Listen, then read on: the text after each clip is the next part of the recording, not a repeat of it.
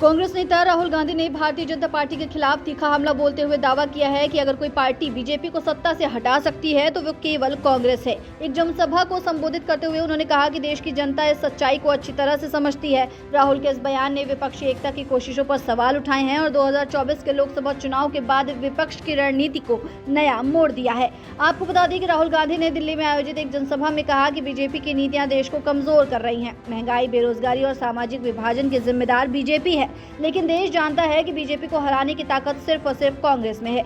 हमारी विचारधारा, हमारा इतिहास, हमारी जनता के साथ गहरी जड़ें इसे साबित करती हैं। ये बयान ऐसे समय में बाहर आया है जब विपक्षी गठबंधन इंडिया में एकता की कमी की खबरें सुर्खियों में है। 2024 के लोकसभा चुनाव में विपक्ष ने बीजेपी को कड़ी टक्कर दी थी, लेकिन एनडीए ने बहुमत हासिल कर सरकार बनाई। राहुल गांधी का ये बयान विपक्षी दलों, खासकर क्षेत्रीय पार्टियों को यह संदेश देता है कि कांग्रेस ही विपक्ष का नेतृत्व करने की सबसे बड़ी दावेदार है।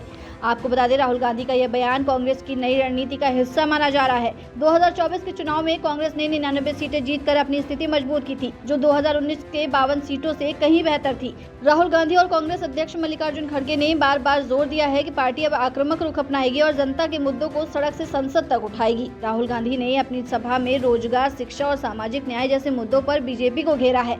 उन्होंने कहा कि बीजेपी सिर्फ बड़े उद्योगपतियों के लिए काम करती है, जबकि कांग्रेस गरीबों, किसानों और मजदूरों की आवाज है। हमारा न्याय अभियान देश के हर कोने में पहुंचेगा। राहुल गांधी के इस बयान ने विपक्षी गठबंधन में दरार की अटकलों को हवा दी है। तृणमूल कांग्रेस, समाजवादी पार्टी और आम आदमी पार्टी जैसे दलों ने कई मौकों पर कांग्रेस के नेतृत्व पर सवाल उठाए हैं। टीएमसी सुप्रीमो ममता बनर्जी ने हाल ही में कहा था कि विपक्ष को क्षेत्रीय दलों की ताकत को कम नहीं आंकना चाहिए। सियासी विश्लेषक प्रोफेसर रमेश दीक्षित कहते हैं, राहुल गांधी का बयान कांग्रेस को विपक्ष का चेहरा बनाने की कोशिश है, लेकिन ये इंडिया गठबंधन के भीतर तनाव पैदा कर सकता है। अगर विपक्ष को बीजेपी को हराना है तो उसे एकजुट रहना होगा।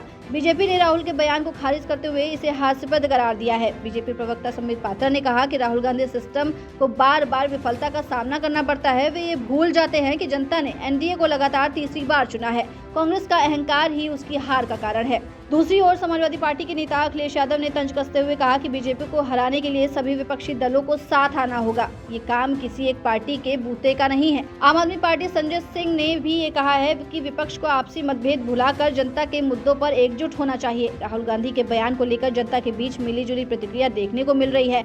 दिल्ली और मुंबई जैसे शहरी क्षेत्रों में कुछ लोग इसे कांग्रेस के आत्मविश्वास भरी रणनीति मानते हैं, जबकि ग्रामीण क्षेत्रों में कई लोग विपक्षी एकता को ज्यादा महत्व दे रहे हैं। राजनीतिक विश्लेषक राशिद किदवई कहते हैं कि राहुल गांधी का यह बयान कांग्रेस कार्यकर्ताओं में जोश भरने के लिए है, लेकिन ये विपक्षी गठबंधन के लिए एक जोखिम भरा कदम हो सकता है। कांग्रेस को क्षेत्रीय दलों के साथ तालमेल बनाना होगा, वरना बीजेपी को फायदा हो सकता है। राहुल गांधी का यह बयान 2025 में होने वाले कई राज्यसभा चुनावों जैसे बिहार और महाराष्ट्र के लिए कांग्रेस की रणनीति को दर्शाता है। कांग्रेस ने हाल ही में अपनी भारत जोड़ो न्याय यात्रा को फिर से शुरू करने की घोषणा की है, जिसका मकसद जनता के बीच जाकर उनकी समस्याओं को उठाना है। हालांकि विपक्षी एकता की कमी और क्षेत्रीय दलों के साथ तनाव कांग्रेस के लिए चुनौती बने हुए हैं। अगर कांग्रेस राहुल के इस दावे को साबित करना चाहती है तो उसे न केवल अपनी संगठनात्मक ताकत बढ़ानी होगी, बल्कि विपक्षी दलों के साथ बेहतर समन्वय भी स्थापित करना होगा। राहुल गांधी का ये बयान कांग्रेस के आत्मविश्वास और बीजेपी के खिलाफ उसकी आक्रामक रणनीति को दर्शाता है, लेकिन ये बयान विपक्षी गठबंधन में नई बहस छेड़ सकता है। 2025 का सियासी साल कांग्रेस के लिए महत्वपूर्ण होगा, जहां उसे ये साबित करना होगा कि वे वाकई में बीजेपी को हराने की ताकत रखती है। देश की नजर अब इस सियासी जंग पर टिकी है। ऐसी तमाम अपडेट्स के लिए बने रहिए भारत खबर के साथ।